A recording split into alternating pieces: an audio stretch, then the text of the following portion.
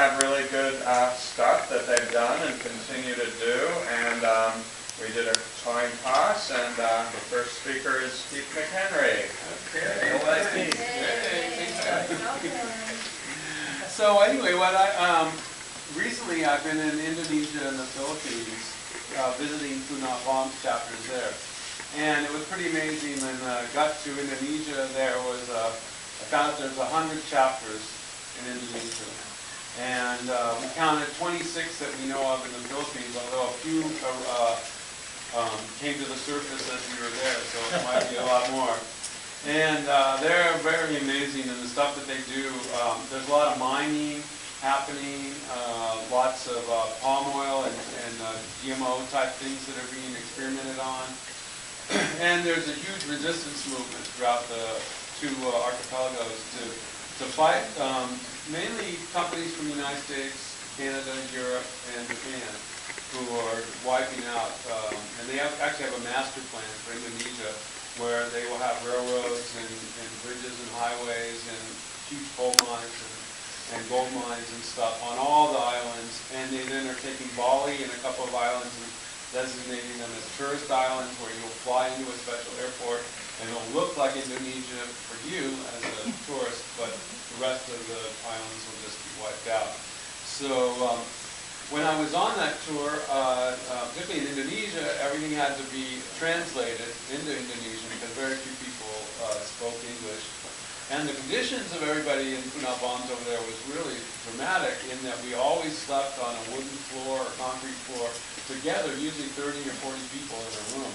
And that's just the way they live. No mattresses. You very rarely saw mattresses. I never saw but maybe one shower one time. And that's just the way that the Punah Bombs activists live in those countries. And but they are super organized. They have lots of banners. I have like photos in these albums where you can see they bring out many banners about whatever the issue is. They have lots of marches, demonstrations, and they're defending their traditional foods and so on. So it's really incredible.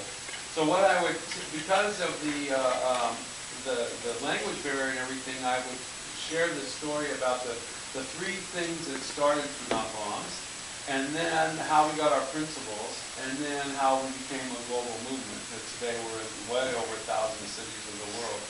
And just in the last few months, I've been all over Mexico and Indonesia and the Philippines. It's been really inspiring. And so the way that we started, and one of the reasons I tell this story, is to give an idea of the types of activism that you can do as Punah Bombs. So the first thing that happened was I was a produce worker, and I was working at Bread and Circus in this organic food store, and people just didn't know about organics at that time. And fortunately, our crowd here is older, so they remember the pre-organic time. But so what happened was I would get all this great produce, but it just didn't look right, and so I would take it to these housing projects about 3 blocks away on Portland Ave in Cambridge, Massachusetts. And one day I'm talking to all the people there, and like, what's this brand new glass building doing across the street from you while you're living in these brick buildings that are collapsing? They go, oh, that's where they designed nuclear bombs. And so I looked into it, and it was Draper Lab, and they were designing the guidance system for intercontinental nuclear missiles. And this is 1980, of course, when Reagan is just coming to power. And so that gave us the idea of the name Punah Bombs, because here's a little tiny road, like it's not even as wide as Mission Street, where on one side they're making bombs in a modern building, and on the other side people are struggling to eat. And then the next thing is I was studying art at Boston University, and one of my academic classes was American history with Howard Zinn. And so he would talk about how he was going up to Seabrook, New Hampshire to stop the nuclear power station, and a bunch of my classmates and I decided we'd start an affinity group and get involved in Climate Alliance, and we started going up to the actions. And on May 24th, 1980, one of my classmates, Brian, who was a law student, got arrested. And so we thought, wow, we should start raising money by doing bake sales at the student union and at Harvard Square and stuff. And we would make like $3 or $4, $5, and we're like, wow, man, this will never be a legal defense. And so I had an old van, not quite as old as And I had a moving company, and called Smooth Move. And I was moving this family, and they were throwing away a poster that said, "Wouldn't it be a beautiful day if the schools had all the money they needed, and the Air Force had to hold a bake sale to buy a bomber?" So that gave us the idea to go to the Central Square Army Navy surplus, buy some military uniforms, go out with that sign in our baked goods, and we brought like a bolt, because there was a lot of stories in the news about how a bolt cost like $1,500 at that time. And so we put the bolt on there, and we say, "Hey, we bought a bolt already, keep buying our stuff, we can get more of our bomber together." And people then would stop and go, "Wow, that's really a strange thing, man. You kind of look more like hippies than military people." "Oh, no, really, we're generals. We're just down on our luck." So it was like, so that's the kind of thing we did. And then the final thing that became Food Not Bombs was that we had done a lot of research, and we had this project at part of Clamshell called First National Bank Project. And we're trying to show that the Bank of Boston's board of directors also were on the board of the Public Service Company of New Hampshire and on the board of Babcock and Wilcox, and that they were basically lending themselves money without oversight. And so we got this idea that the policies of the First National Bank of Boston were a lot like what bankers were doing that led to the Great Depression. And so we decided, why don't we buy some, dress up like hobos, and like we've seen in the movies from the Great Depression, and we'll take some of the food we're taking to the projects, we'll make a big pot of soup, and we'll organize a soup line in front of the stockholders meeting at the Federal Reserve Bank, and say, look, at the policies of these board members could lead to a future where Americans might even have to stand in line to use a soup kitchen. And so, there was no such thing at that time, 1980. So we, while we're making the food, we got like kind of nervous. There wouldn't be a lot of people there. It'd just be the 8 of us, like trying to revolve in line to be at the line. So we went to the Pine Street Inn, which at that time was the only shelter in town. And I gave a little speech to the guys. And they're like, "Oh, this is cool, a protest like the 60s, way to go." And so the next day, about 70 people showed up, and they told us there's no food in town for homeless people, this would be great if you did this all the time.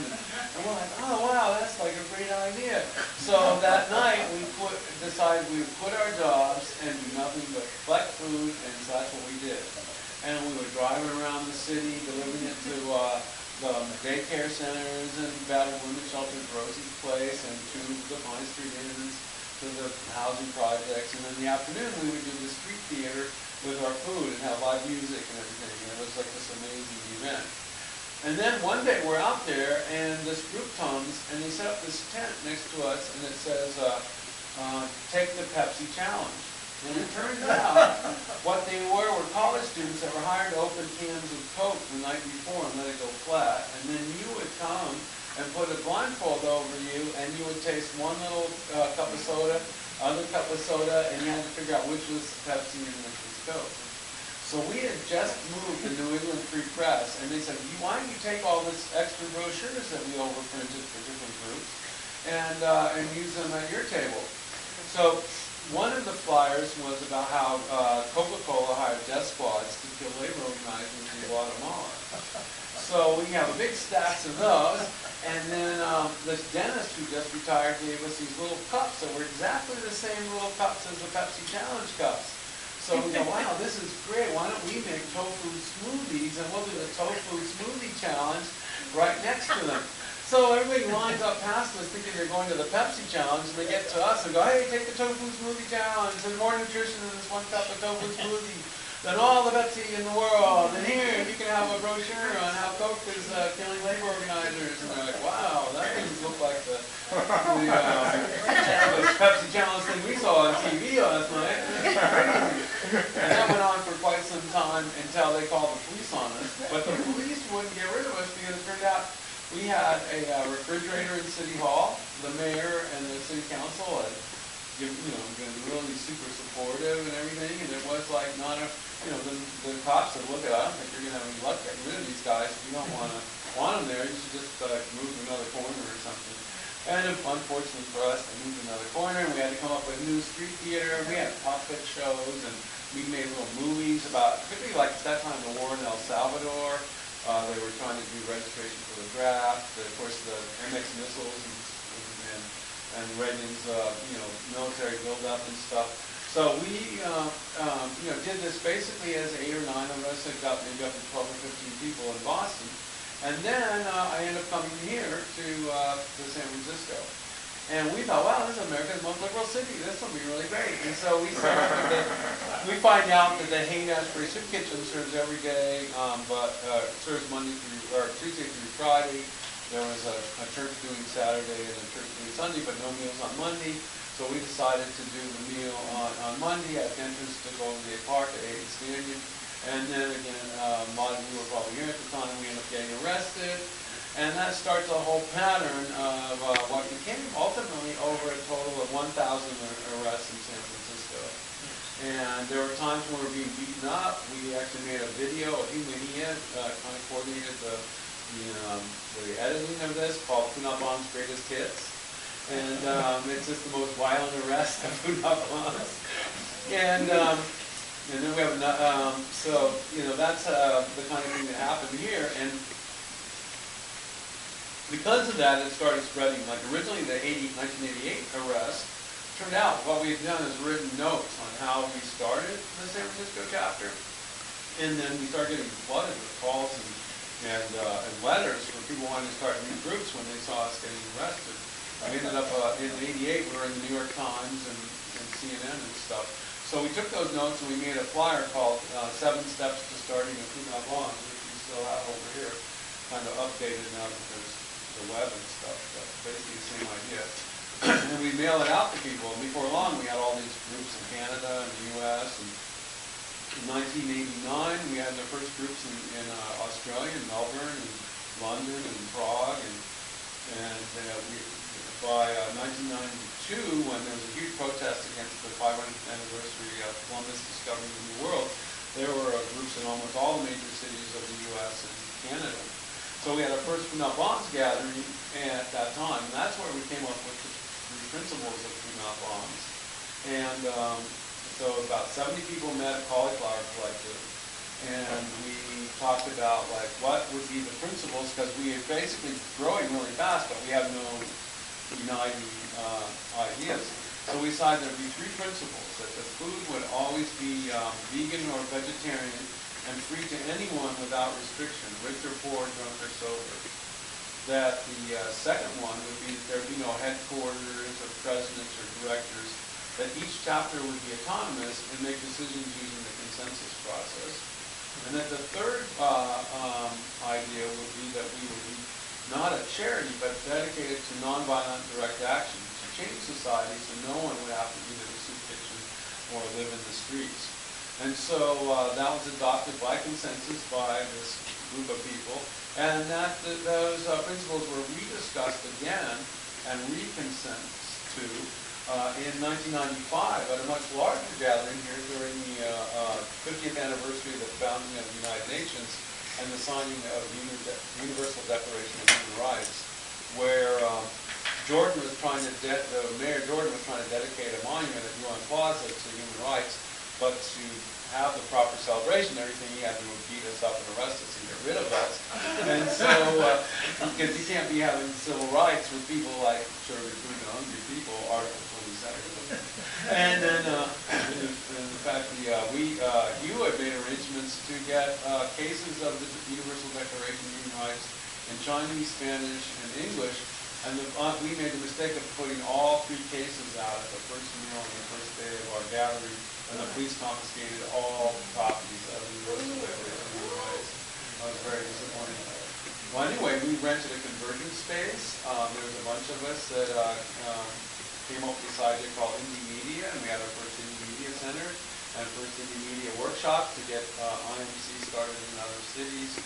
Stephen Dunifer had been teaching us how to make FM radio transmitters. So not only did we have free Radio Berkeley, San Francisco Liberation Radio, Radio Libre, but we had our own station just for the gathering. And we had workshops on how to make our own FM radio transmitter.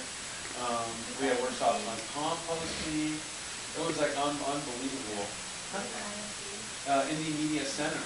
Yeah, yeah. And that became really pivotal in the Battle of Seattle, where we were involved with many activists in helping organize it. We did a tour of America and Canada with 3 anti-globalization activists from Europe who had been trying to stop the European Union and the Euro and the Maastricht Treaty. So that's really fascinating in light of what's the crisis that's occurring now in Europe, that we were handing out literature again on the fallacy of having a centralized form of economy in Europe and what would happen to poor people and the environment and the economy if they adopted the policies that we're now seeing are crumbling in Europe. And we had a video that we showed called 50 Years is Enough, which was about the Brentwood Convention and all the World Trade Organization and stuff. And on that tour, the Unfree Trade Tour, was actually planned every week. We had a meeting in the lobby of this office to try to get a coalition of people together. And we worked with Global Exchange and the Forum on Globalization and all these different groups in a coalition. And so about 6 of us drove around in a van all over North America, showing this video, talking about the dangers of the WTO, and advocating that if the WTO ever comes to North America and has a summit, that we try to shut it down.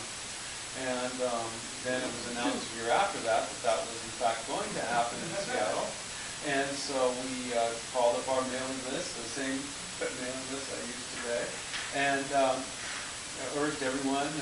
By that time, email was starting to happen. I think we had our first website in '95, and it became like actually had images on it by '97, and so that was all happening, and we organized kitchens and a convergence center and so on, and worked with a lot of local Bay Area activists and others on the Direct Action Network, and where people signed like a pledge that they would be dedicated to nonviolence and training as affinity groups and so on how to do nonviolent blockade of the summit. And that actually is really the more important story of the Battle of Seattle, was how nonviolent direct action shut down the summit and disrupted.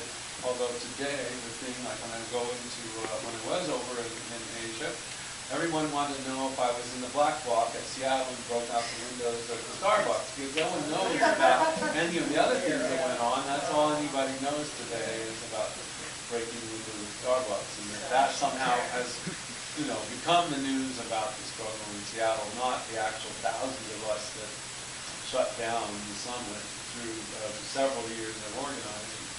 And so it was around that time, so the gathering in San Francisco in '95, which really helped us in organizing and supporting the food and everything in Seattle in '99, also it involved over 1,000 Put Not Bombs activists who went through. There's a movie online on putnotbombs.net videos, HTML, and you can see all these videos. And I've got 2 different versions of what's Strickland's first name? I forget his name. But anyway, one of the local Put Not Bombs activists made a really great documentary about the '95 gathering that showed there were over 600 arrests during that gathering, protests at Jordan's campaign. There was a bunch of arrests outside Bill Clinton's banquet over at So that just sent another energy of Put Not Bombs out into the world. And so also around this time, Christchurch, New Zealand Put Not Bombs comes up with this idea, because there's always been free trade agreements with this thing called the really, really free markets. So instead of a free market that's being controlled by the corporations, the stuff that they were seeing being introduced in Australia and in New Zealand, they came up with a really, really free market where every once a month, the first Sunday of the month, they give out free everything to people in the park. And that idea started to spread, and I've got a flyer about Jakarta Put Not Bombs doing a really, really free market on Buy Nothing Day. And so these viral ideas started to happen. There was also Bikes Not Bombs, which originally started in Boston, after a while started to become a pattern that I visited the Food Not Bombs chapter, and they showed me the bike collector. Now they're doing bikes not bombs. And collecting bike parts that you can get out of make bikes and moving them out, and using consensus process to make decisions as a bike repair collective. And then Heather Flores in Eugene, Oregon came up with this idea with her friends called Food Not Lawns. And they were seeing all these lawns go on these trucks down to LA and Las Vegas out of the Willamette Valley. And she's like, wow, why are we sending food instead of lawns? And this became a whole thing where she wrote a book about it, and people started to take over vacant lots as part of the Food Not Bombs project, and clean them up, and then bring the neighbors out to grow their own vegetables and community gardens. And then there came a whole, even convention gatherings of Food Not Bombs and Food Not Lawns activists to share tips on how to do better organic gardening and so on. And then you're probably, many of you remember the founding of Homes Not Jails, which at times has spread to many cities in the world, in the U.S. and particularly, sometimes in Canada. And it gets bigger and smaller, but it's definitely something that's worth promoting right now.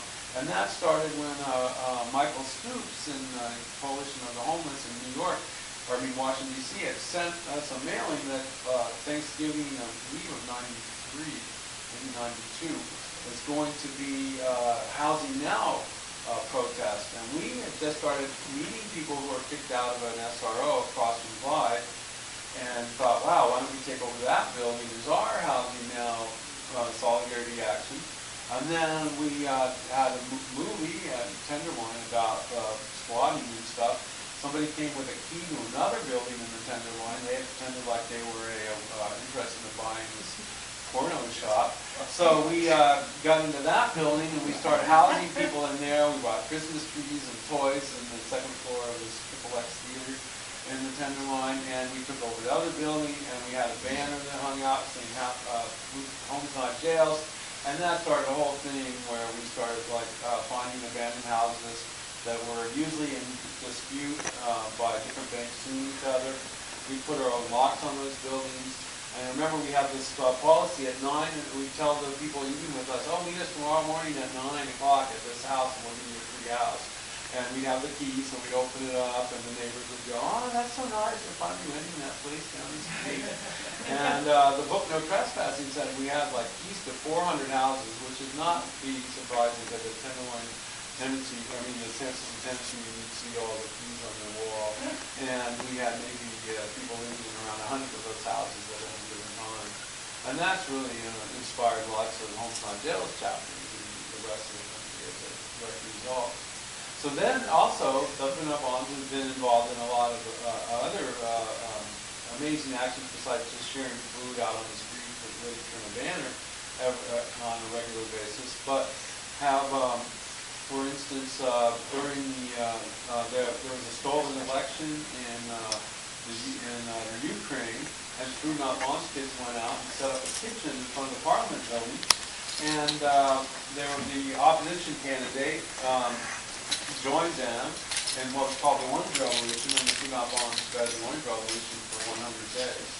And then there was a farm workers protest in Sarajevo that where they occupied the Bosnia-Herzegovina Park in protest to the dumping of produce and stuff into Eastern Europe at that time by Western subsidized farming interests.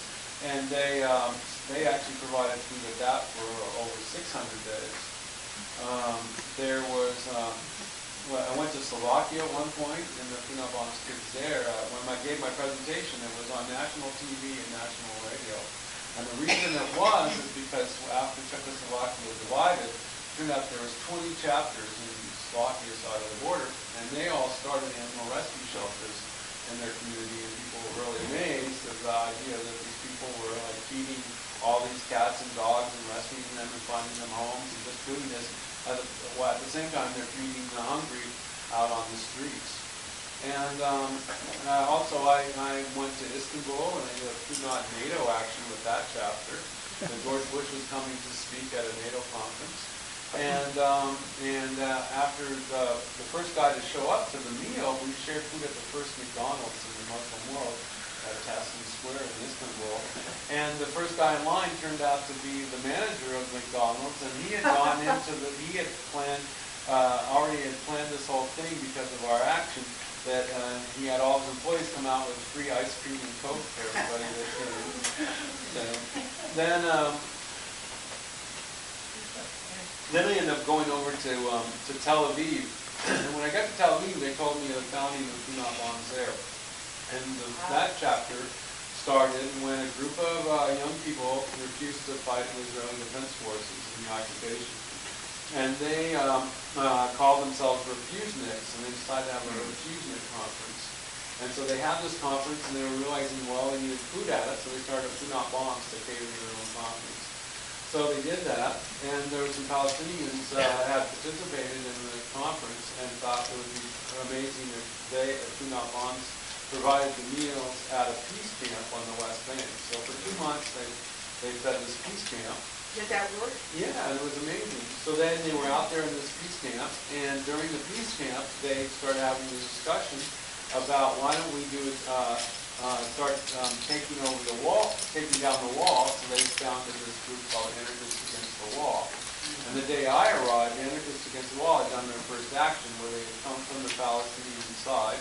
And so all the Jewish kids were in the front, all Funat Bonds and their friends, and they had bolt cutters and other equipment, and they started cutting down the wall. You could do that? And well, until the Israeli Defense Forces started shooting live ammunition at them, where one of the volunteers, Gil, ended up being injured in the leg.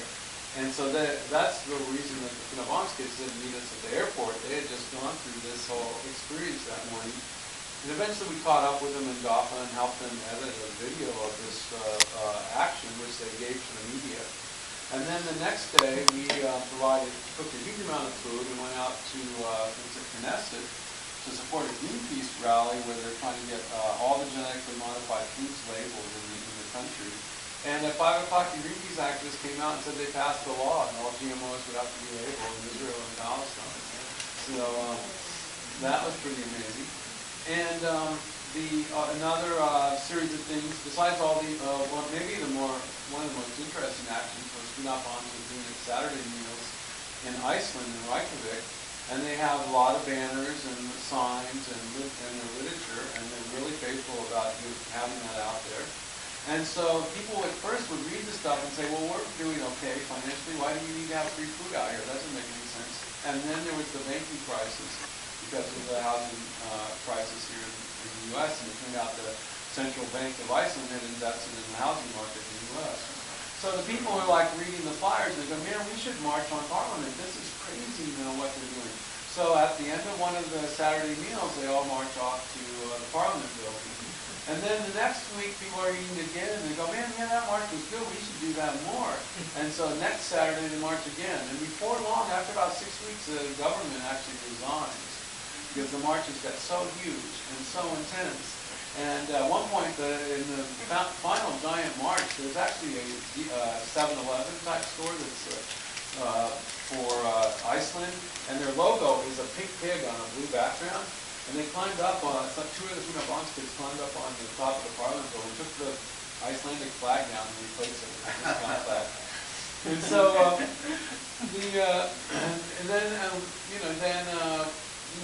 we provided food for 8 months in New Orleans after Katrina, and the Red Cross gave out the toll-free number that we had originally for the My Three Strikes case, and then eventually became like a hunger hotline. And we were the only food with down in New Orleans, us and Felipe from the Rainbow family.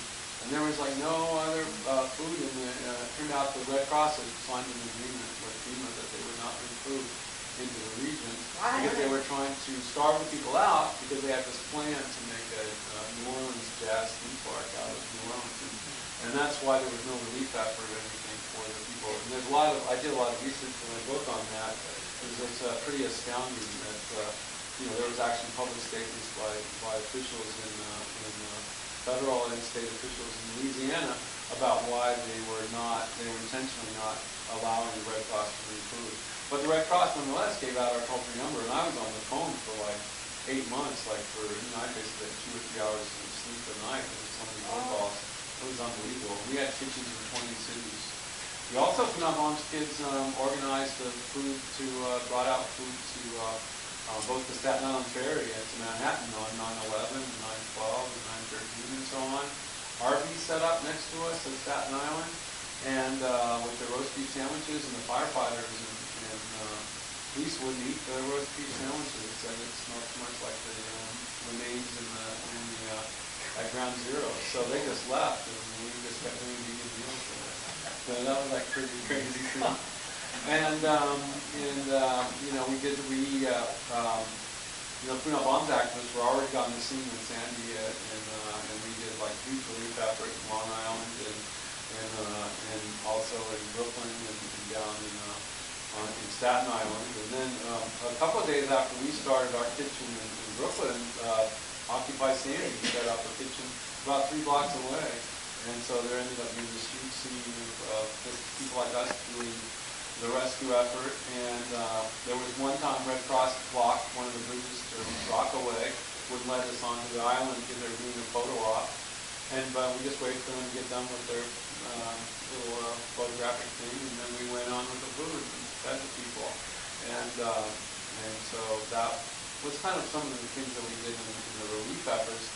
And then, needless to say, with Occupy, Food Not Bombs was really involved. And a lot of Food Not Bombs activists were actually at the meetings on Lafayette Street in advance of Occupy Wall Street, and helped discuss organizing the kitchen and everything, and participated in helping decide that the process would be a general assembly using the consensus process. And then I was already working for months with Flowers and all these other people who were proposing the Occupy Freedom Plaza action. So our little collective was working on food for that, not even knowing Wall Street was going to happen. So we'd already been up for eyeballs in that. And I got a donation of money and bought $500 worth of Lindbergh rice to take to originally Freedom Plaza, but I ended up delivering a lot of it to Wall Street since that was already starting. So I ended up like at a lot. I think I slept at a total of 15 occupies, and I spent a lot of focus on Freedom Plaza, where I was like helped set up a kitchen there and a kitchen at K Street whatever that part was.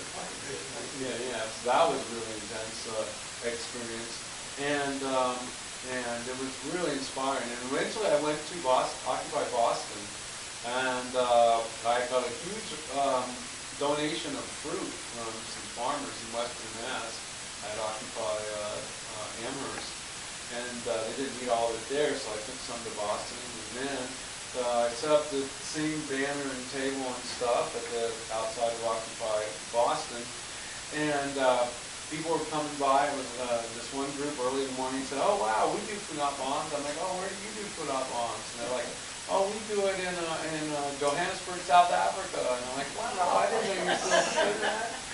And it turned out that we had Occupy Food Not Bombs to the kitchen of Occupy Moscow. And in St. Petersburg, on the anniversary of the Bolshevik Revolution, Food Not Bombs and another group called Share the Pie, they broke into the Aurora, which is now like a historic ship. It's the ship that fired the first shot in the Bolshevik Revolution. And they broke into the museum, climbed up onto the mast, took the Russian flag down, and they put up an Occupy flag, which was a pie with a slice taken out of it and skull and crossbones. And they got arrested. They actually did 3 nights in a row and got busted and made like huge news in St. Petersburg, Russia. And so anyway, now it's just blows my mind. I could go on for hours of stories of Food Not Bombs resistance around the world, participating in huge numbers of actions, coming up with all kinds of creative ideas of how to protest, and then going to Indonesia.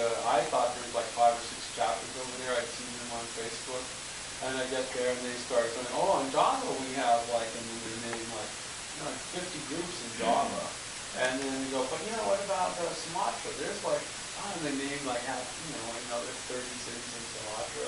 But there's several in Bali, and then they start going, well, why not Bali? And before long they go, it looks like we have at least over 100 chapters in Indonesia. And I'm like, wow, that's crazy. And it's many of the events I spoke at, 3 or 4 chapters would arrive from neighboring cities, which was not an easy task for them to do. And, to share their stories of fighting concrete factories and super resort hotels and copper mines and coal mines and gold mines and stuff like that. So it's pretty amazing. I can't believe that not all of us like that.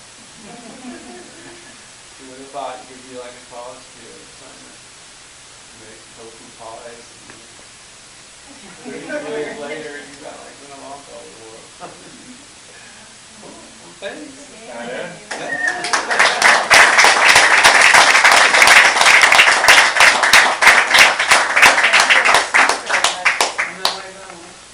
So, yeah, that was quite a walk through memory lane. I'd just like to add one little San Francisco update, which is that even though Food Not Bombs serves much less than it used to, there's a lot of other more mainstream groups that serve outside that used to be afraid to do it because they didn't want to get arrested. Nobody gets arrested for serving food outdoors in San Francisco. That's right. So, that was great. And now, Father River Sim. Y'all remember the restroom or anything? Like 5 minutes for the restroom? Well, Take 5 minutes, that way. All right, I'll go too. I have a question. Are you a Presley's father in the Catholic Church? I'm an independent Catholic, yeah. What? Old Catholic, I'm not Roman, I'm old Catholic. What's that? Should I ask? We recognize the Pope as a separate denomination. It's just it's a denomination I haven't heard of it because I'm not, Catholic or close to it. What do you got close to it? Yeah. Yeah. Yeah, but you have sort of collar on. Let's see. Yeah, you have a collar on. Yeah, otherwise you're tired. Right. I'm really glad. I think so. We're going to make an announcement, everybody. And those who know that right now Food on Bombs is serving across the street. Violence and nonviolence, They over the serve last there 110 every years. Monday. And one of them was actually turned on the guerrilla movement. That's what it What is. about Thursday? But anyway, You guys serve there studies, Thursday the also? nonviolent movements were You twice serve as likely also to be Thursday at successful 6? Yeah. and twice as likely to end up in military society. Makes sense. So anyway, it's a gift for you. Oh, I would love that. That's so cool. And then Spirit back in March did an interview with one of the authors. Wow. For, That's so beautiful. that's in a short version Of that. Wow, what a beautiful thing. I went to meet Gene Sharp. Oh, good. Yeah. What It is a humble little place. Yeah, it was so wonderful. Yeah. So, and I've been, I hand out actually. I have a like a little flyer about nonviolence that I put on the back of the students for nonviolence stage. And I've been going around. It's interesting that I have ladies about this. Yeah, because they were like, they really their perspective was firebombing and everything. And they really were into Bob Black's writing, Derek Jensen, and all that. They thought that really wasn't their all. And they're just loving the Black Watch. Really fascinating. So did they? They actually were really receptive of what I was saying. And to me, one of the things I pointed out, and I don't know if it's in here, but it makes a lot of sense. That, like we just had the Cleveland Five get busted, and they, two of them were from Oklahoma, which is an occupied. And the FBI came in and tried to get them to volunteer.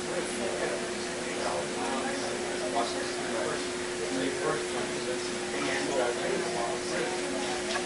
you don't see that in elections. No.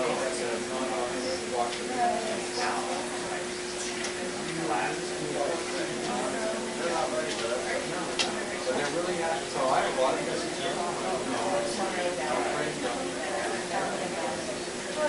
they're random numbers.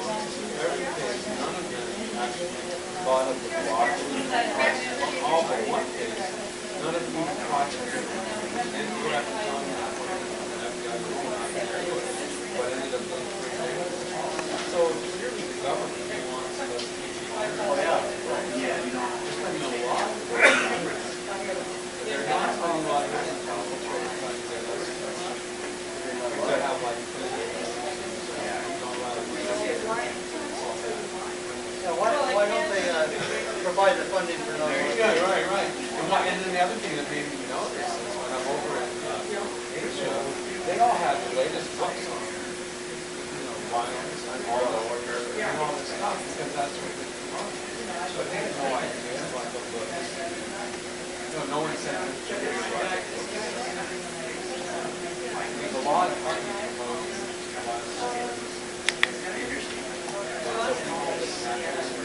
I can say with the Seattle site, Yeah, we use us. Somebody's got to do it. That's what the media needs. yeah, they love that. That's what the I was at the Denver convention, and the Democrat convention in Denver, and I was doing launch today, and 12 guys came up, all dressed in black with both of their moms, and they arrived at 3 and they moved the line. And they got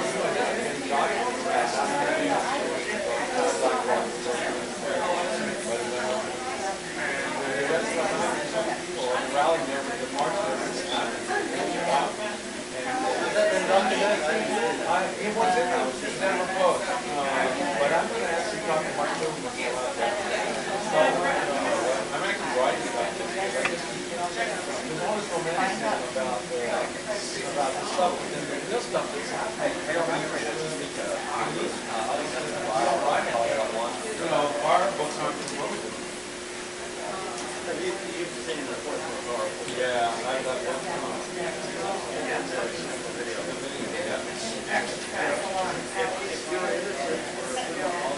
Is there a problem with that? Oh, wow. There's a couple of, there's definitely some chapters.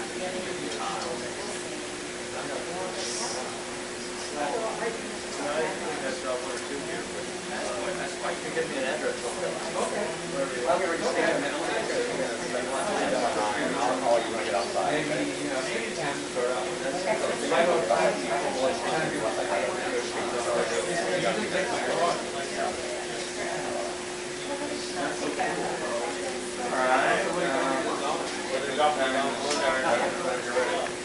All right, folks.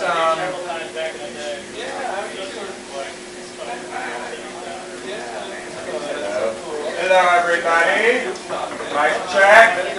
Mic check. Sure. Thank you. So I guess we might as well get back to it. If we could just stop talking, please.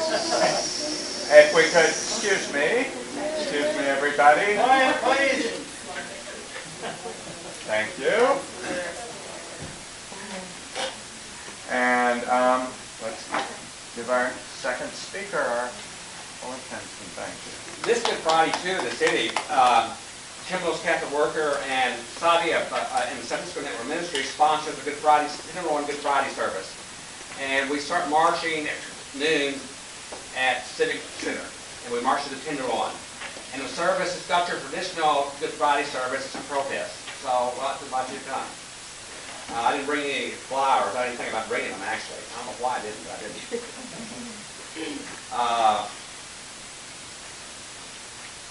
I've been here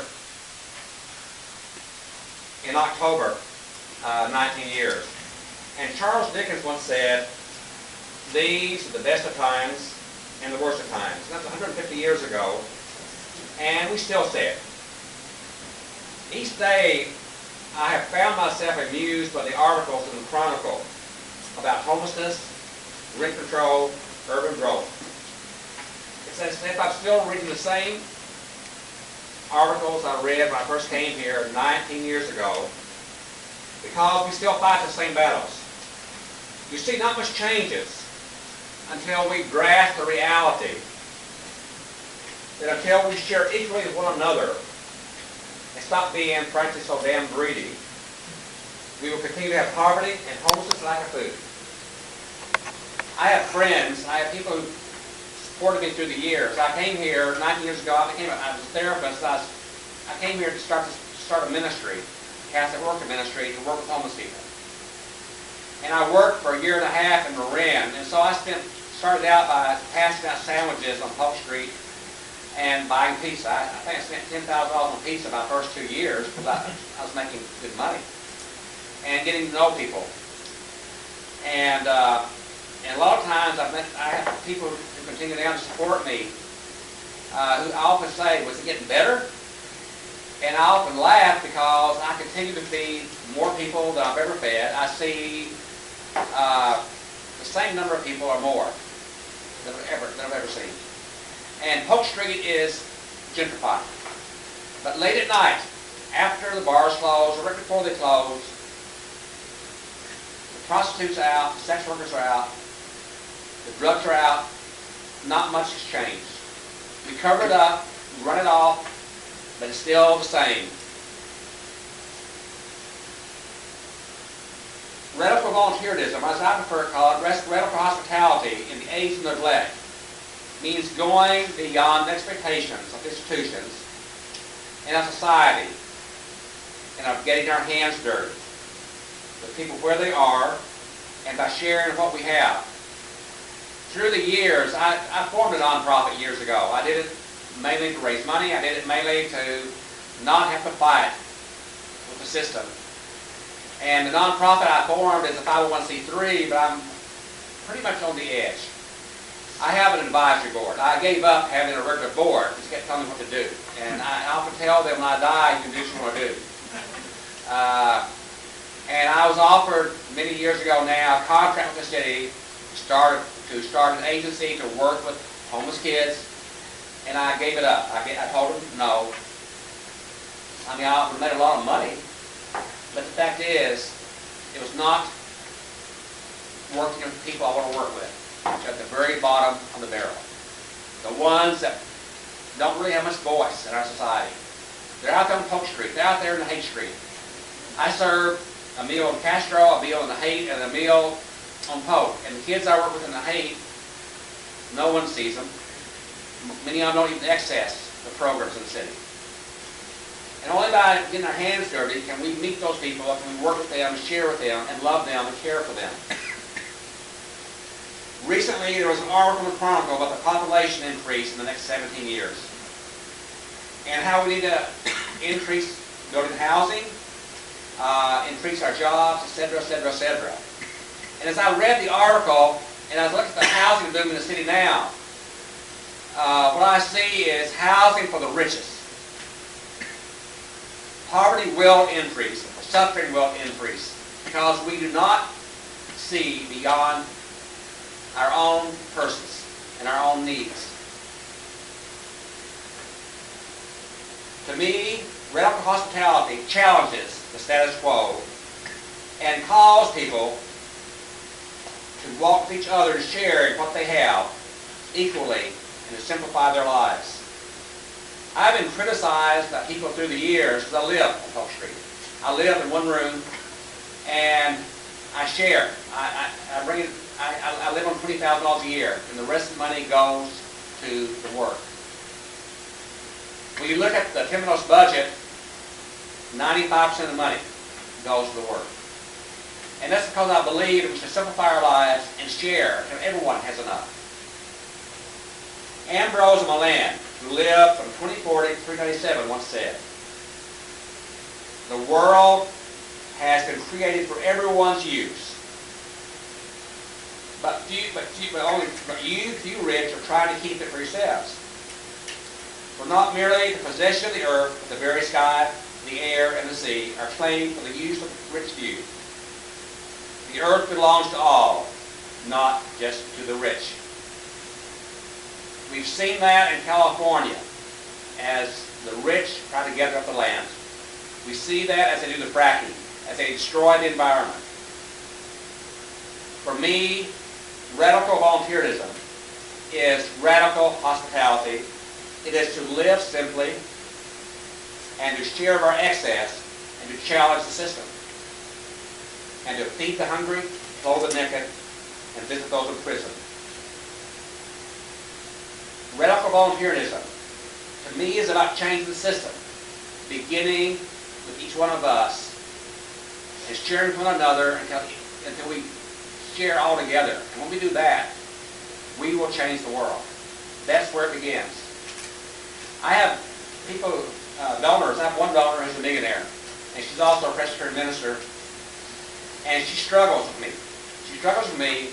One thing, she pays my health insurance, but she has always felt, and it's been a big help, but she struggles with me because I challenge the way she lives her life. And not by anything I say, it's by the way I live and what I give up sometimes. So I'm not giving up anything. And she often says to me, she says, I don't know how you do it. And I said, well, you know, it's not that hard. You know, when everyone has it up, it's okay then to have what you want to have. We need to share. We need to give. We need to work with people. And we need to be able to love people for where they are. Not put our expectations on them.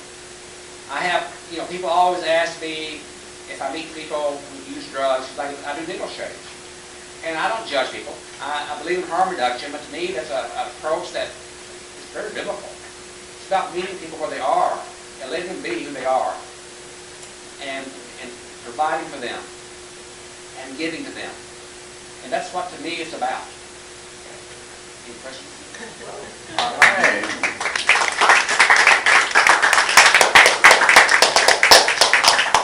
All right, so now comes the Q&A portion and just a little how we do it. So try not to talk for more than a couple minutes and, get into a personal conversation. And we'll have everybody raise their hands and say a number and try to remember that number. So, any questions for either of these panelists? Yes? Number one. Well, no one's else raised their hands, so go ahead. I'd like to know how you, if you have a standard format that you use for organizing what you do in order to accomplish all that. How do you do that? Well, standard format. My day's never the same, and I send out a newsletter, and I'm always speaking places. And what I found is that through the years I've been in the press some. That's generated some interest, and so I use my newsletter. I use Facebook. I use all the social media, and that way I get word about what I do. It also raises money. I send a paper newsletter out every 2 months. And if you'd like to get a copy, write down your email or your address, and I'll send you one. And I send an email one out every month. The reality is most of my donors are older, so they don't do emails. And so I send a paper one out. I do email, and that's the way I do it. And just from your speaking, you've got these lists? I've got lists. I send paper, and I speak at churches, and I meet people. I don't hesitate to ask for. If I meet you, I get your name and address. I'll send you a newsletter. And do you manage the whole thing yourself? Do you have a group? I have volunteers. I run the thing, yeah. But I have a lot of volunteers. Stuff I do that they don't do is I do individual outreach on the street where I do needle exchange, stuff like that, and I do ministry, and I do counseling. I do the one-on-one. I have these 3 meals a week. I have volunteers help with those. If they want to volunteer, if they want to help me with those, this is great. Okay, thanks. Great. What's that? It's very. What I do is very low key, and it's very. People often make comments. They often comment about how many people do you serve. I serve 2,000 people or so a month because this is what I focus on. I don't spend a lot of time with the bullshit of the organization. Cool. All right. Yeah, you'll be fine. Number 2. That was me. Yeah, thank you for doing what you do. That's revolutionary. Although it's also just, it should be just natural. It is at some level. My question is quite similar to John's. I'm just wondering how we can spread this notion far and wide. It sounds like your organization serves a certain part of San Francisco. I suspect part of it would just be to just spread the philosophy and encourage people to just... I'm part of the Catholic worker movement, and what I do is the Catholic worker philosophy, theology. I mean, Dorothy Day founded the Catholic worker in 1933, and her philosophy, her theology is personalism, meeting people where they are on an individual basis. Without all, I never call any of my kids or any people I work with clients. I mean, that to me is, and they're my friends usually. Nonviolence, practice nonviolence. I believe in that. The works of mercy, which is Matthew 25, 31 through 46, feed the hungry, clothe the naked, visit those in prison. And then see personalism, nonviolence, the works of mercy. Those are the 3 main ones I do. And then I do the other one too. 6? What is the other one? My mind is not functioning. Those are the 3 main, but that's what I do. And so I am part of a larger whole, but I'm very, Catholic work is very anarchist. I have a 501c3 primarily because I need to raise money. It's easier to do that. And also because it was easier to fight the system on that. And when I do protests and stuff, it's always done under my name. It's never done under the name of the organization. But the Catholic work has been around for a long time, and it's all over the country. And I'm often told I'm one of the more radical ones because my theology is very inclusive. It's not, some of them are Catholic, some are not. But a lot of the ones that are Catholic are very Catholic. Too Catholic for me. And I'm very inclusive. That's what I do. And I do harm reduction, needle exchange, and I'm out in the streets. So it's, what I do is what the Catholic worker does. But I'm probably more radical than someone else. How would you spread this? I don't know. It's spread the Catholic worker. What I do, basically what I do is spread the Catholic worker. Martin's Catholic worker. I feed the hungry. I clothe the naked. That's what's done all over the country. And it also starts with you. You start it. What I try to do is, what I tell people, I have students who come to me all the time, and I tell them, you do this. People often ask me, how do you do this, how do you do that? I came here with nothing. I got a job, I had a job, and I gave my time and energy and did it. And I still do it. And that's what it takes. I have people who come, I have people who come and tell me, we want to retire to do it. Well, I often tell people, I started out when I was in my 30s, because I didn't want to wait till I retired, because I took afraid to be dead when I retired. You started, you stood up. Cool. All right, who's number 3? Thank you both for your lines and all your great work. For Keith, how many, I've got 3 small questions. One, more or less, how many female following groups are there around the world? Do we know that? We think it's around a little over 1,000. And we thought that before we discovered 100 groups in Indonesia. So. And then I found there's like 10 in Malaysia. I thought there was only 1 in Kuala Lumpur. But we know there's like a few hundred in Russia. There's 500 in the U.S. I found a group in Ecuador. There are Iceland, New Zealand, a lot in Australia. Did you go to New Zealand? The second question is, where do you get all the food?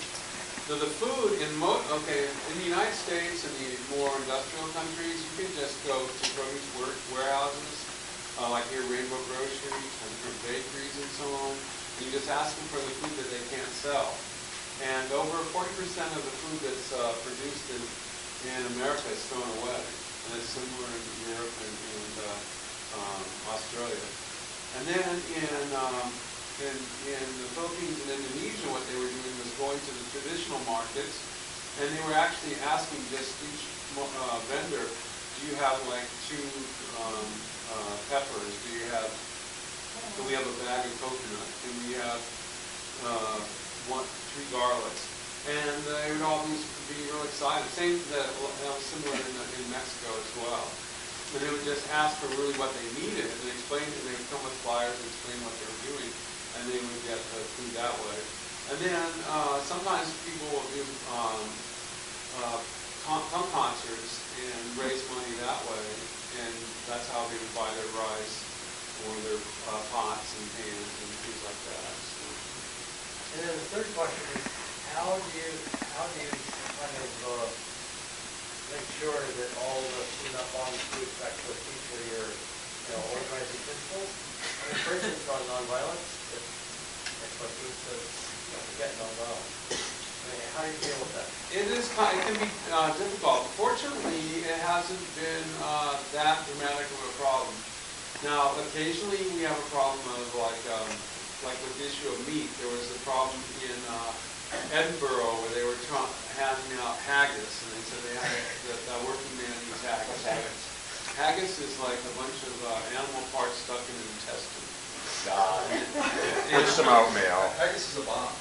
Yeah, it can be a bomb. And so anyway, what happened was then the other chapters, Glasgow and Nottingham, they were really into being vegan and vegetarian, and they just kept like lobbying them, saying, hey, no, you're supposed to really be vegan. Another, say on the consensus issue, a classic case was Socialist Workers' Party started the food not bombs in Houston. And some people showed up to the meeting, and the one guy introduced himself as the president of Houston Food Not Bombs, and then another guy said he was the secretary of Food Not Bombs, and the treasurer of Food Not Bombs. And then the people were like, what are you talking about? There's no like presidents and treasurers. And then within about 3 weeks, some of the Socialist Worker Party just left. But others actually stayed and organized using the consensus process. So you have like examples like that. And it's kind of surprising how few, you'll have differences in nonviolence. You'll have people that are like, against all property destruction, and then you'll have other people saying, well, this symbolic property destruction is okay. So you will have variations in that. But definitely, I've never heard of anybody that suggested that you would do anything that would cause harm to an animal or to a person. So, but there is like some variation in discussions around the limits of nonviolence in different communities. And then often what will happen is that there will be a debate about that. In fact, there's an image of a Navajo woman holding a rifle saying, free the land, free the people, or something like that. And it said food not bombs, and there was a big discussion about that. And that got, eventually that design stopped being put out, having that old lady with a rifle. And saying the words do not bomb. So, and then we had another strange one too, where we had a national gathering in Nashville, and the last email that went out was like, it said like, bring your national gathering, everyone come to Nashville, bring your ideas and bring your guns. And we can't be doing that. So it's basically just conversations trying to, in discussions to urge people not to do different, to abide by the three. And you'll see some lively debates about that on occasion, where somebody will report that somebody is doing something that's not one of the principles of food not bombs, and there'll be a lot of people will talk about it, and eventually through so many people being upset about somebody not following one of the principles, eventually people will leave, I guess, that are supporting an idea that's not fundamental to food not bombs, and then the group becomes, back into alignment somehow. But I think the fact that we're not centralized and it can just happen is why it just goes all over the world.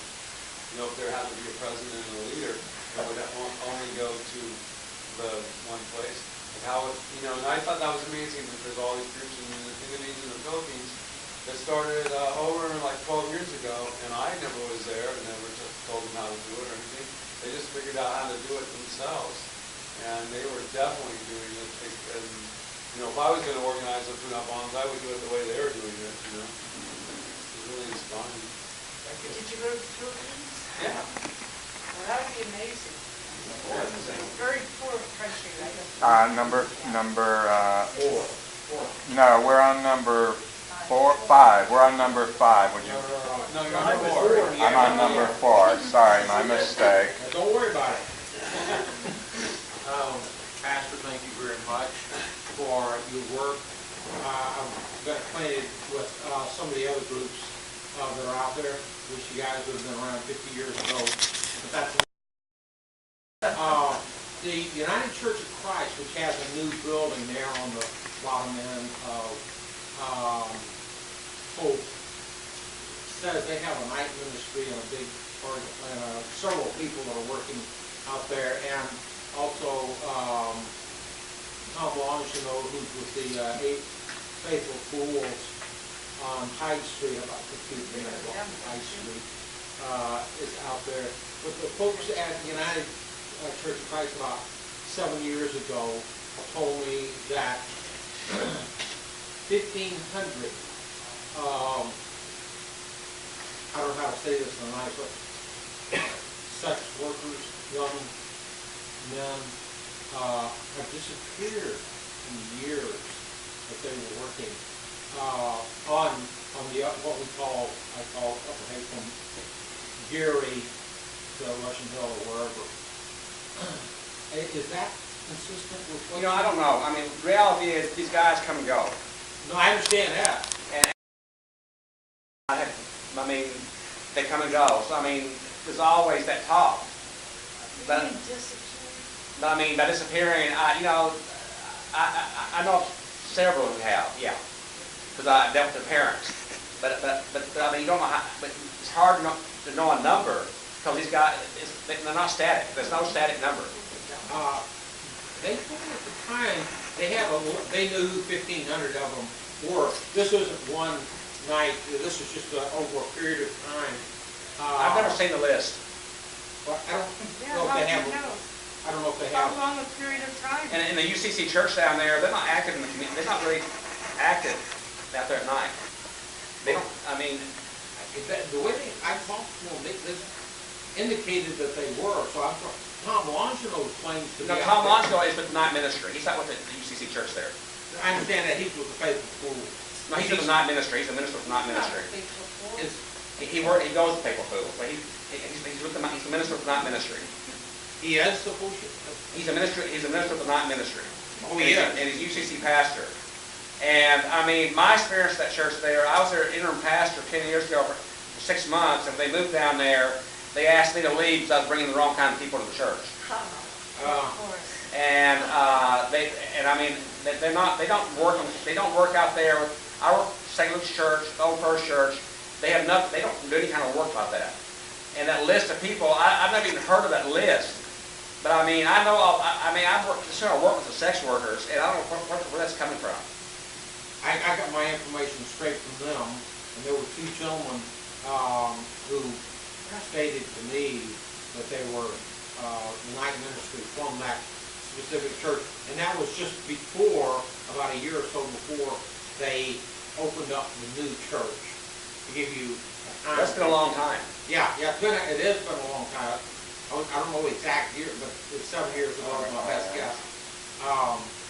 So is Tom Longino and that group doing an active night ministry? No, he works with the night ministry, which is an organization that does, but he doesn't. They don't work with the prostitutes. They work with the bars and with street people, and I mean, they don't really deal with the prostitutes very much. All right, I think maybe we should go on to the next question, which would be number 5, yes? Yeah, I got 5. Thank you both for your on the Hope Street ministry. You serve the meals at churches. Is that? No, what I do is I do outreach mostly, but I mean, I serve 3 meals. I cook the food at St. Luke's Church, and I package it up. I always have hot vegan food. And I take it up to Castro. Tomorrow night, I'll take it to the Castro from 6 to 8. I work with Needle Exchange up there, and I'll serve 50 or 60 people. And then I'll go over to the Haight at Stanion at about 8 o'clock and serve another 100. And I take it, I use Chinese containers, what I use. So you have a van or a I have a car, station wagon. And then on Thursday night, I serve in Hemlock Alley on Pearl Street during the Needle Exchange. What alley? Hemlock, between Post and Sutter. Okay. Well, that's really great. I think that's really cool. And on the cleanup, you talked about you don't have a treasurer, but you have to deal with money, you know. Relatively little money. So basically what happens is you have a meeting, and whoever's collected money in the donation can, or you have like, you had a concert or something, you just bring the money to the meeting, and you say, oh, we have this much money, what should we spend it on? And then everybody in the group has to participate in deciding what to spend it on, or you know, to hold it. And usually, so many, you know, it's very rare that we keep money for some period of time. You have to buy something with it. So that's how it's just done. There's never really been a specific person designated as a treasurer. It's just not that much money, so it's not that worth it to keep record of it, really. Cost of food. I mean, I serve 1,000 people a month on about $100, $150. I get food at the food bank.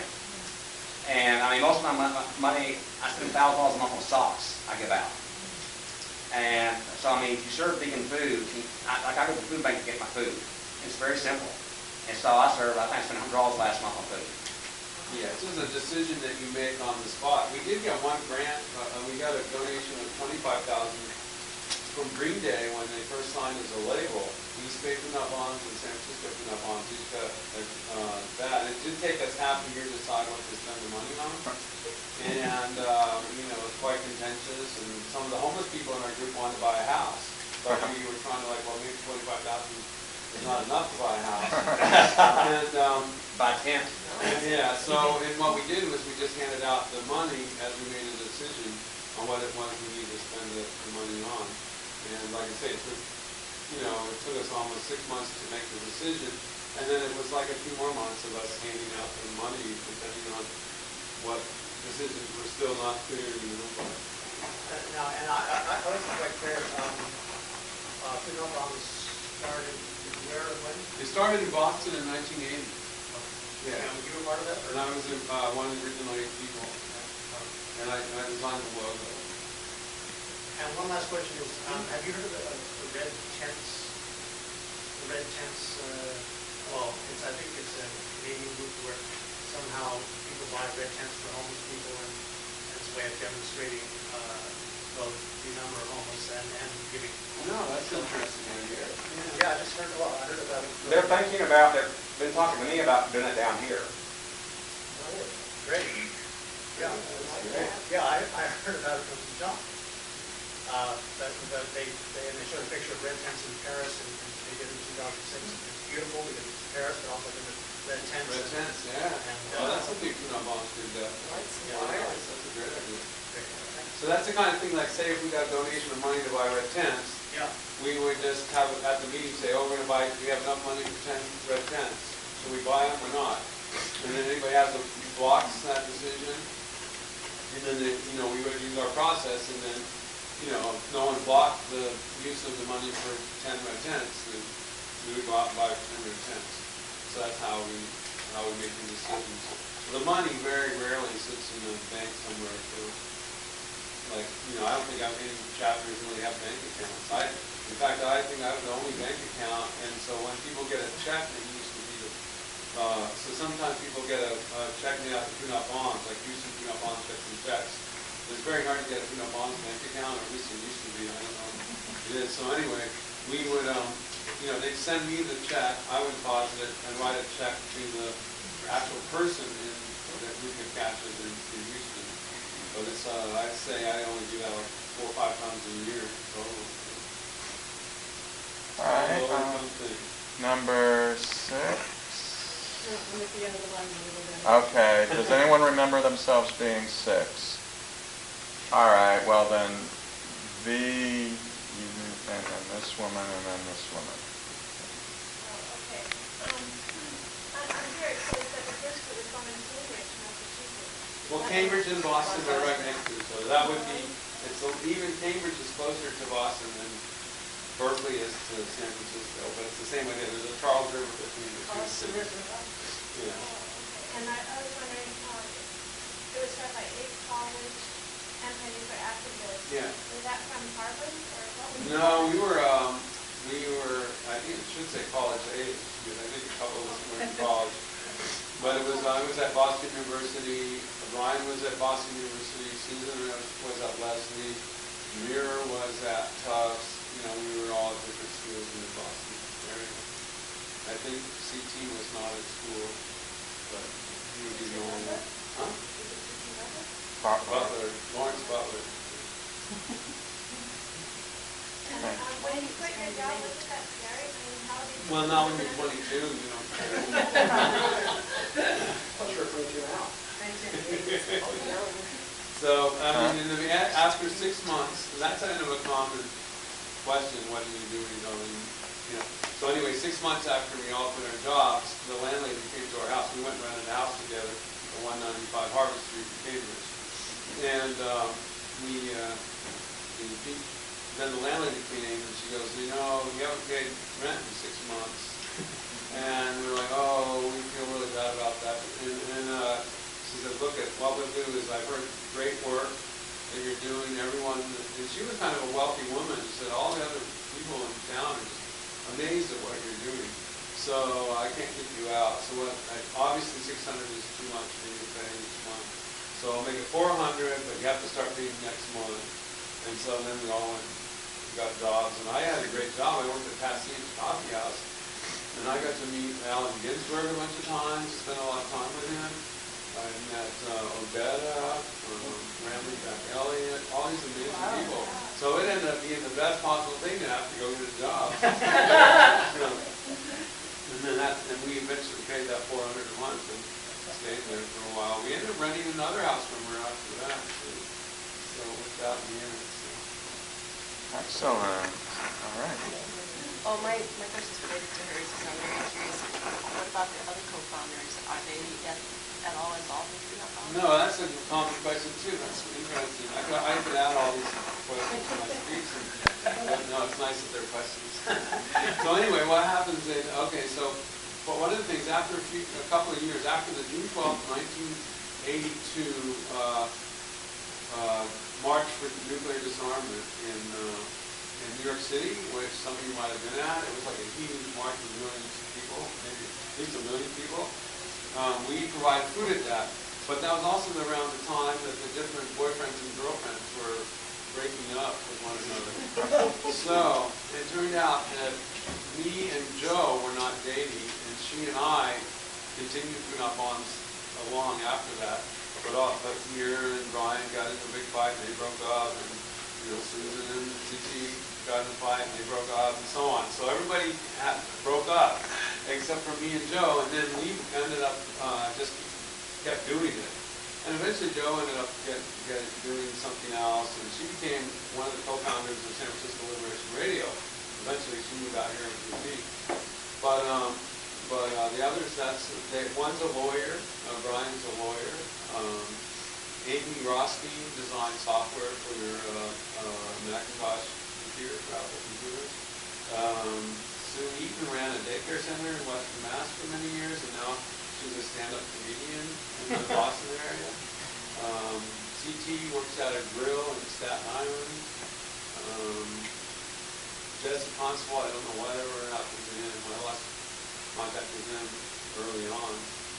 Mira Brown teaches English, but for years she worked in Nicaragua as an engineer, helping do hydroelectric stuff, and working with the Bikes Not Bombs down in Nicaragua. So everybody went off and did stuff like that. And I'm the only one that, and see, when I moved here, because we started getting arrested, that kind of sealed the deal where I would just keep doing it. You got hooked. I couldn't get away for 10 years of arrest, Well, thank you both. I mean, thank you. And also thank you, I don't know, maybe My name's Ethan. for doing a great job of moderating. Thank you. Thank you for being a great audience. Yes, and having good questions. Yeah, I worked for years, and I'm pretty much amazed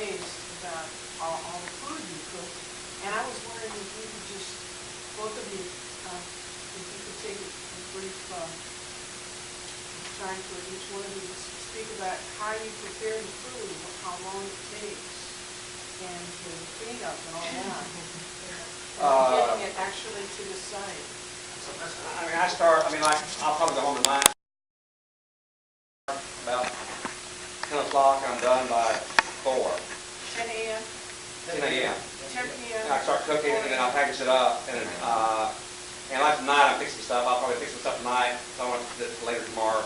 And then I take it to the site, I clean up, take it to the site, and do the food. I'll finish my 2 sites tomorrow, then I'll bring it back. I mean, to me, it's not, I've had volunteers who help me, and I wear them out. To me, it's nothing to fix food for 100 people, or 150 people. I mean, I just do it, and I don't know how to explain it. It's something I just do naturally. Now, you said it was always hot. You cook for 6 hours. I put it in Chinese containers and put it in coolers, and the coolers keep it hot. And it stays warm for hours. Yeah, the coolers The cooler keeps it hot. Yeah. That's what we do. Even in Cleveland, first time I heard of the cooler issue was in Cleveland. Before I was using propane stove, but if you didn't stir the stuff all the time, it was burning. But then in Cleveland, Bonds was using ice chests, and it was like in the middle of the winter, stuff was 0, and it was perfectly hot. So I even put in my book an idea that you should use the cooler to keep the food warm. And it works in Taos is really cold where I do bombs in my local chapter. And if you haven't given out all the rice at the end of the day, it's still super hot by 3 hours after doing. So we start out in that chapter. We do, since the produce is donated, we don't know what we're going to get, and so we just take it and we figure out what the best stir-fried vegetables are out of it. And I often buy garlic, a couple of garlics and some onions just to add to whatever the other vegetables are. And then I saute those, and first I saute the harder things, and then I start adding, going to softer vegetables, and while the rice is happening. And then also another volunteer does a big pot of potato salad, or hot potatoes actually, and she grows her own potatoes, so they're her potatoes that she grows, and they all fit in, all 3 pots fit in this giant cooler that I have. And then we take it out there, and in that chapter we have not only the literature table with this, we have 2 big banners that say Tune Up Bonds, Taos, New Mexico, and then we have, we bring out a round table, big round plastic table that we found somewhere, and a bunch of folding chairs, and we set it around out with a tablecloth. It looks like a little dining room set out in the plaza. We've had a hard time figuring out where the best place to serve is, but we've settled on the Taos Plaza because of the nature of our community. So You haven't had any complaints? Yeah, we've been, the state of New Mexico tried to stop us in every one of our locations at one point. So we ended up in this weird situation where we met Governor Richardson by accident. We thought we actually had a real meeting with him, and it turned out that wasn't true, but he met with us anyway. And we showed him the man to stop, plus an editorial I wrote for the local paper, and we gave it to him, and then for some reason we never heard from the government again. So there's no official reason why that would have happened. But he had nothing to say, he just kind of grunts for the meeting. Kind of funny. But it worked somehow. That's the only problem we ever had there, and the only other city we get other country we get into trouble in is Belarus. You mentioned Taos, Mexico. Having been there once, it didn't look like it was overrun by homeless people, but I wasn't there long enough to know. What's the homeless population in the place? There's of actual people that are permanently homeless, are only about like 20 people. And then you do get people traveling through that are homeless, a lot of that.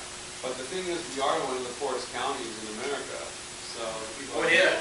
So a lot of people live in houses. In fact, one of the women, I was talking to her the other day. I'm like, why are your hands black? And she said, because I have no money for heat. And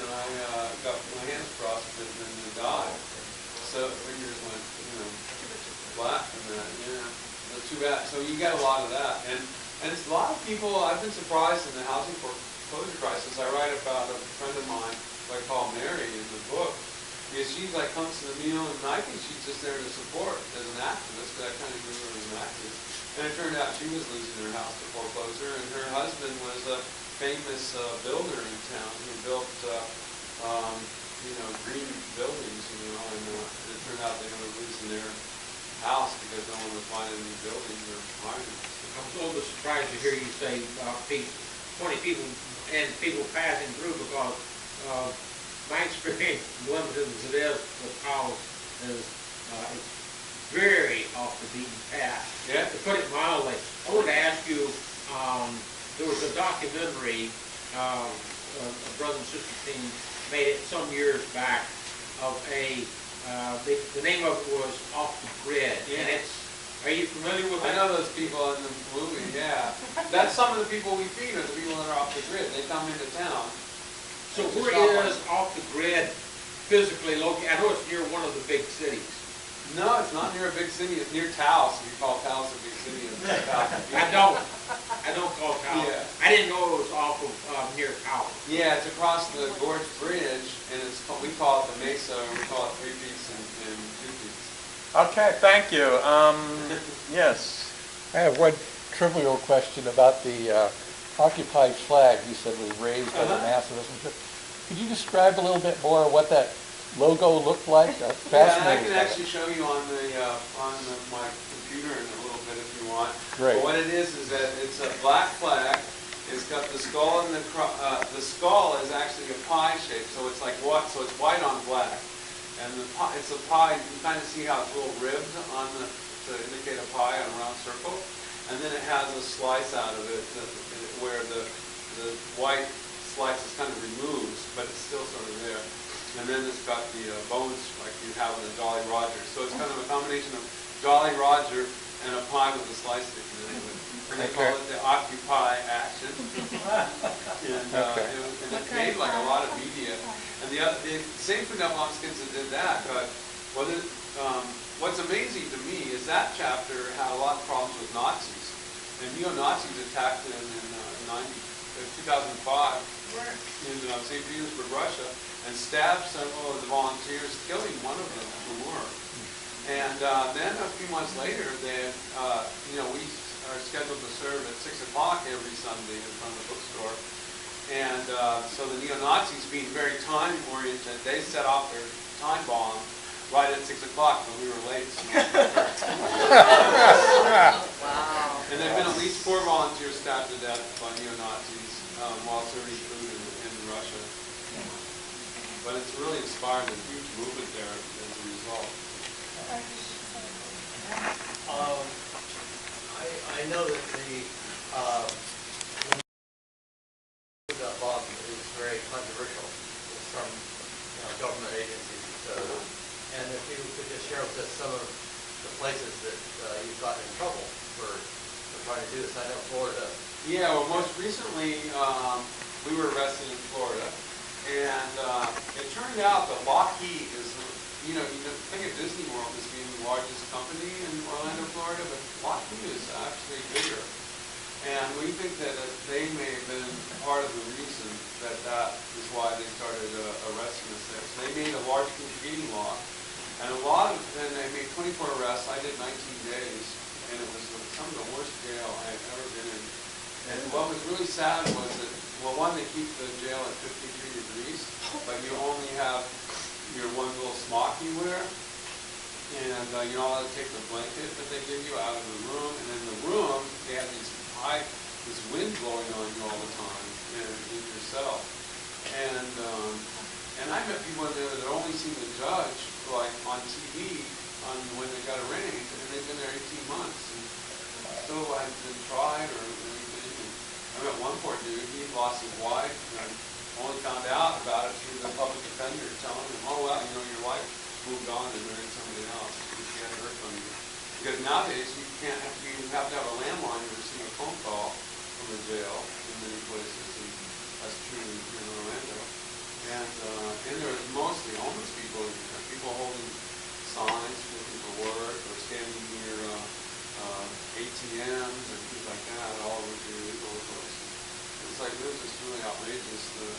there's this whole scam by the governor where they run ads trying to get you to buy pain medicine, and it turns out it's a way of jailing you, and you think it's legitimate. And you go get a prescription from a doctor, you think it's real, go to CVS across the street, and they arrest you when you come out. And it's all like and the doctor's owned by a private company run by the governor. It's illegal if you Yeah. had a prescription. and Yeah. it's a problem. Because that's the system, you know? It's the system. Yeah, well, they have this system where they have these big billboards all over the South saying, call 1-800-PAIN. And then you call it, and they send you to this doctor, and they write you a prescription, and then you go, but it turns out the doctor is not real. He's working for the state of Florida, right? And it's just, and then you think you got a real prescription. You're going over, and they they actually have a car wait. Police just wait outside of CVS until. And you pay him? You pay the doctor? You go through the whole thing you pay like $500 total for this service, and then you go to jail. And it's it's like 5 days per pill. You get 100 pills, and you're in for a little while. That's insane. But anyway, so that. But anyway, my question is, does Lockheed and other military companies put pressure on the government? Yeah, this is an interesting. What happened since in 2009, I happened to be speaking at Princeton, and I go home and go to the hotel, and I get C-SPAN. And I'm watching this lecture, and it's these two State Department officials talking about comparing the people that share the 3 vegan meals in the park and Al-Qaeda, who is more dangerous. And they close with saying the people that share the 3 vegan meals have been around for almost 30 years. So this is April 2009, right? So in May 2010, we would have been 30 years old. And he said, but Al-Qaeda is only 20 years old, and people, they're not very popular, they put bombs on themselves and blow themselves up, and they're getting less of themselves because of the suicide bombings. But the people with the vegan food are like really popular, everyone likes them, and they're friendly, and they're convincing the American public that people should divert spending from the military towards healthcare and education and stuff like that. And if that's a much greater threat to the U.S. than Al-Qaeda. And that's true. Yeah. And so at first I'm thinking, I must be tired, man. And so, but 2 nights later, I speak at Harvard Law, and I get home just in time to see the same program. But unfortunately, I came in just slightly after the beginning, and I can't find a copy of it. And I'm looking for a copy of it because that shows really, really clearly. But when we were being arrested here originally, it was Bechtel, Chevron, and Bank of America had talked to the police department, and that's why Holder and them were arresting us, because they were afraid that a second group starting up, maybe this is going to start to be a problem in the pattern, and then the American people would start to think that money should be diverted from military spending to human needs. And that's why the banner was, like when I left in 1997 to work at the Homeland Defense Community, the banner and the literature disappeared from the Food Not Bombs meal, and there started to be this pattern across America from the San Francisco Food Not Bombs meal, and for years now there's not been a banner or literature at the meals here. And it's been really hard to reinstitute the banner and the literature for some reason. I've made a lot of suggestions that might be helpful and stuff. And I've gone to other cities where they no longer have the banner of the literature, like Portland doesn't anymore, Chicago doesn't, Denver doesn't. They serve like in a place where no one walks by and stuff. And in talking to Food Not Bombs volunteers, a lot of them will tell me, oh, well, this guy from the police department came and said, you can share the food as long as you don't have a banner and literature. Or you will have cases like in Flagstaff, and where the police came out and arrested them for having to sign without a permit, and confiscated their banners over and over again, which only made them make more banners, fortunately. But there's been quite enough. Washington D.C., New York City, Chicago, Portland, and San Francisco, and Los Angeles never have banners or any literature at their meals, and people usually believe that it's a church. And when I help them serve, they'll go, God bless you, it's a pastor, God bless you. And so it's a little frustrating, because really to have the literature in the banner, it would make a huge impact.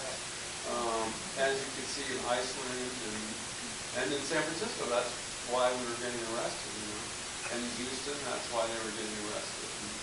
And so we've been arrested in Middletown, Connecticut, where it's resulted in a law for the whole state where you're allowed to share food with the public without needing to cook in any kitchen and no permits, and it's totally legal to cook and share food with the public anytime you want to in Connecticut. It's the only state in America where that's a state of law. The only state that has a total ban on sharing food outside is Hawaii. So you're not allowed to feed the hungry outside anywhere within the state of Hawaii. And right now there's 50 cities where we're banned or limited. So Sarasota, Florida, St. Petersburg, Florida, Tampa, and Daytona Beach, Houston, Myrtle Beach, Dallas, Texas, and Philadelphia. Philadelphia banned us completely, and the church had raised over $100,000 to pay our fines. And the only reason that the city hasn't started arresting us yet is because it's just, you know, this church has come out in support of us and has done this huge fundraising campaign, so they know that people are eager to get arrested because their legal expenses will be covered and we don't have to worry. So that city backed down. And they're the city that admitted that the reason they started this wave of laws is because of we were helping feed Occupy, and they knew if they could outlaw the food distribution outside, that would make reoccupying more difficult. And that came out of a meeting at the White House on the second Wednesday of January, where the chief of police of all these major cities met, and that was one of the policies that they determined would be an effective way of keeping the occupation from that. And what is the rationale given for banning this? In this case, the rationale, like even in San Francisco, was it needed permits, but then like in San Francisco, it needed the permit process. So here you can't get a permit to share food because Jordan believes the process. And we have a court order in San Francisco against sharing food without a permit, but we applied 136 times for this permit and never got a response other than arrest. So it could be like that. Or in Orlando, they made a law saying that you can only share food twice a year if it's more than 24 people. And that, so that we were serving twice a week in Orlando, so that made that difficult. And they were also saying, well, if you're only about feeding the hungry, then they would provide a zone, a free food zone, like a free speech zone, which was always, in the case of Orlando, was you had to get a key from City Hall to open up a cage, and everybody had to go in this cage under a freeway in the ghetto to get the food. So, and you had to do it between 9 and 5 because the guy with the key would be around after 5. And it was like no outreach at all. So they kind of make a big point of pretending like they don't know that it's the outreach that's the issue, that it's the communication. And I think that's why I'm fairly certain the man that threw away the ban in the literature in San Francisco that started the trend where we don't have bans in literature, you know, bombs here, also helped me with my book, put it on the web. And after 10 years of my first book being on the web, this guy named Dr. Alan Katz emailed me wanting a chapter of a section of my book on his book called The Revolution Will Not Be Microwaved. And he emailed me the section, and I'm reading it, and I'm going, I didn't write this. I would never say these things. This is outrageous. And so I asked him, where did you get this? And he goes, oh, I got it from your website. And then eventually I go, wow, I better look at that. And I take my hard copy of my book, and I look at my book on the web, and he rewrote every sentence of the entire book to make it into being against being only about charity and not about political organizing. And that made a lot of sense because he threw away the banner in the literature. He rewrote the book. He also negotiated with Frank Jordan that we would share food only 3 times a week instead of twice a day, 7 days a week. And we would do it in a construction site over, in South of Market instead of at Newland Plaza. And a number of other things like that. And he did a huge email campaign to encourage all chapters to stop using banners in literature. So, and he had a lot of money. So you can only ascertain that since he was a pretty wealthy guy, how was he wealthy and why was he doing these things to sabotage our bonds? So we don't really know for sure exactly what happened or why he did all that. Okay, these, and then Sarah, and did you have a question? No, I Okay. I'm actually involved with the food that bombs that surge on Monday sometimes. I put that in live. And I talked to one of the organizers for the active people, and she said we could have literature, occupied literature, like, because I wanted to advertise about the forum. And, but the problem is, a lot of them don't have cars, and it's awkward. You're probably have this kind of big pot and big hills there, but to get a big table, it's preferable that you find someone with a car, because one of the people that used to get the food, he left, he was at Howard, I think to Seattle, Washington, that was fixed.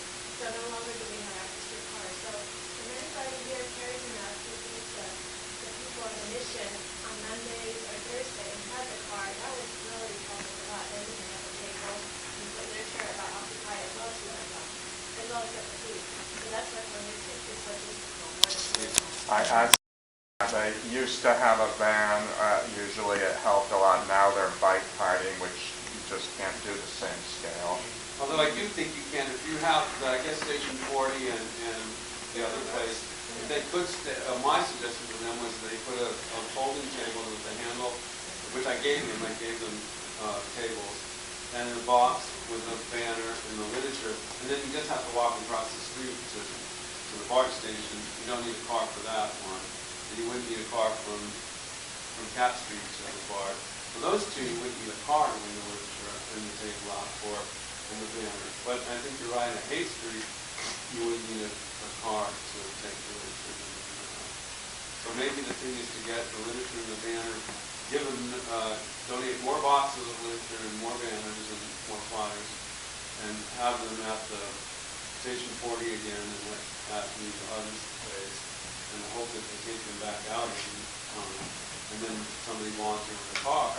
Or if we could get somebody to just volunteer to be the literature person and to understand how important that is, and they just, we figure out, like, get one volunteer, and I'll give you literature and banners and stuff, if we can, because the other thing is so important about San Francisco is everyone thinks it's the most famous chapter, right? A lot of people think it's where we started. So when they come here, I always hear people coming here to learn how to do FUNAP bombs. And they study San Francisco FUNAP bombs very carefully, and then the next thing you know, you go to that chapter where they learn how to do FUNAP bombs, and there's no banner and no literature in there, and a place where no one walks by. And you're kind of like, wow, that's interesting. So it's actually reproduced a pattern of charity groups instead of a group of revolutionary groups. And it's just, to me, when I go to other countries and I see how desperate it is for them and how they're trying to fight against capitalism with all their heart, and here we are the root of a lot of the evil that's happening in the world, and we're not even taking the time to go out and try to talk to the mainstream community about these ideas. And when last year, every year, I do a table at FUNAP bombs at 16th and Mission, and I get all these people coming out of the park going, oh my God, I didn't know FUNAP bombs still exists. This is great. Wow, it's amazing. And they're just like, oh, and then everybody goes, oh yeah, I come by here every Thursday. I didn't know FUNAP bombs was here. This is incredible. And you can just see how wonderful it is. It's amazing. Like the whole table, like dozens of people hanging around talking. And you can see that doesn't happen on the lunch, and there's no banner and no literature. The dynamics is dramatically different. And it would make so many more volunteers with FUNAP bombs in this town. There's a lot. I get like maybe 10, 15 calls a month that people want to volunteer with FUNAP bombs in San Francisco, and then they call me and say they can't find FUNAP bombs, and I send them to the website. All that. It's really and this has gone on since the 90s, since about 98, 99. Have you tried calling them, the Ashbury Neighborhood Council? I know them. Yeah. Calling them who? Hey. Yeah, I know. Hey, Ashbury Neighborhood Council.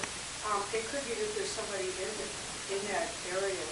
Yeah, I talked to a couple of them last year and asked them if they would help with that, but they couldn't, but maybe somebody could. I really need to it really needs to be the local Do Not Bombs people here in San Francisco that really know that. And I thought of just trying to live here for a while and see if I can get. You should do it from temporary. Yeah, and I came actually, you know, the sad thing is I came last year, 2 weeks before the Anarchist Book Fair to do that, and the rain was so heavy every single day. They killed our rains. No rain this year. Yeah, so, No problem this year. isn't that incredible? And, No rain. but What's going on? yeah, every morning I'd get up to go to the literature table, and I never did it once, the whole 2 weeks that I was there. It was really sad. Okay, wow. So, Yeah, you know, I bought a little folding TV type table that I take on the bus. I have a Chinese bag full of literature. Go down and reoccupy it with that. We did it yesterday. And you know what? The food comes to us. Yeah, People want to share. yeah. All you have to do is have an ember. And you know what? We take a couple of Sharpies, scrounge some cardboard, and you have a little occupy. It Yeah. goes on the bus. I'm saying, this isn't, you know, it's a poor people's movement. And you have, I mean, we've got a city full of these kids. These are homeless kids that are real fucking smart Yeah. and talented, and so what I'm saying is, I think the spirit of Food Not Bombs is alive and well. We've got, I know some squatters right now who are squatting a place with a working kitchen and calling themselves Homes Up Cops Yeah, that's good. and going out. I'm just saying, I just think that, you know, if people have this vision, they can make it happen easily with a Sharpie and a cardboard and running off some flyers or just having your literature be written on cardboard.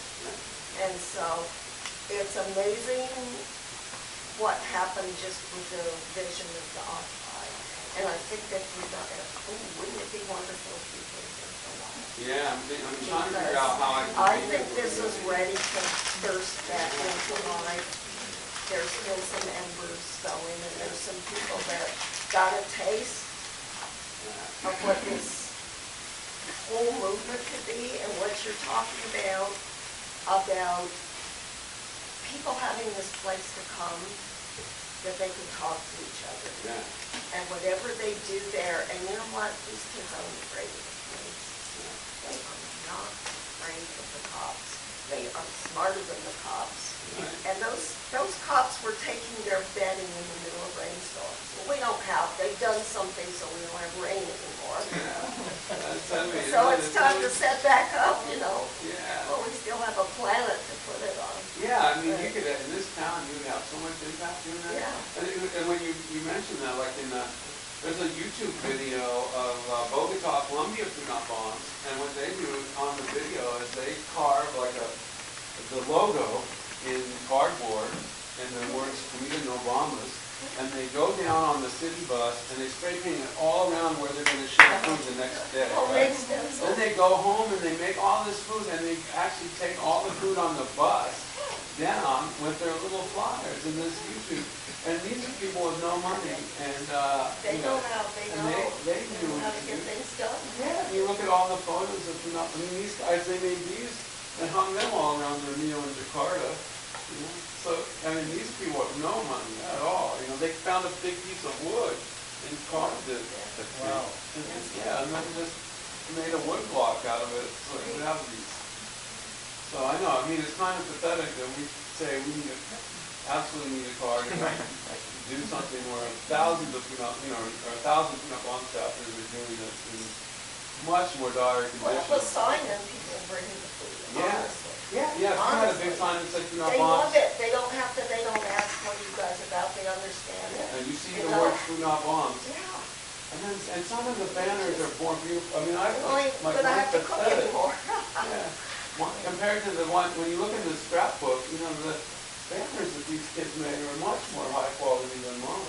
You know? All the vision, all the vision these kids. Yeah. Your kids, you know. Your kids on Polk Street. I live in Polk Gulch. okay.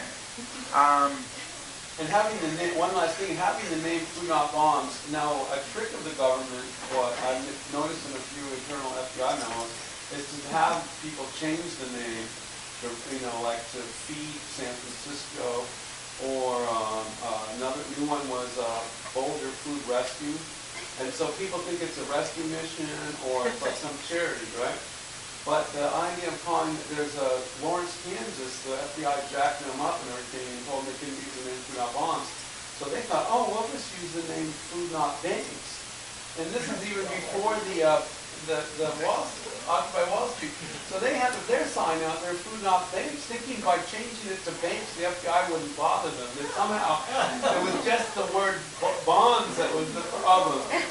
And They may have even torn their. yeah. So the thing is to just, when it says, food not something, and I've been in Mexico right now, they're doing food not violence, so we know no violence, and because of the drug wars. So, as long as you kind of tell it's sort of related to the same social it can have a real impact. Okay, wait, let her speak. I have two comments. One was I was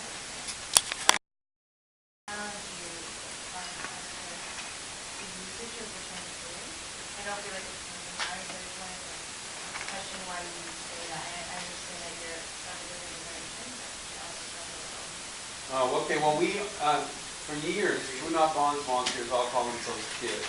I was using the word Yeah, a lot. 'Cause yeah. I'm really old. Yeah. So I'm new to it, and it Yeah. just feels like, what's going on? Yeah, no, and that's just a term that we all use to refer to ourselves as kids. So you refer to yourself? I refer to People know we're still alive, right?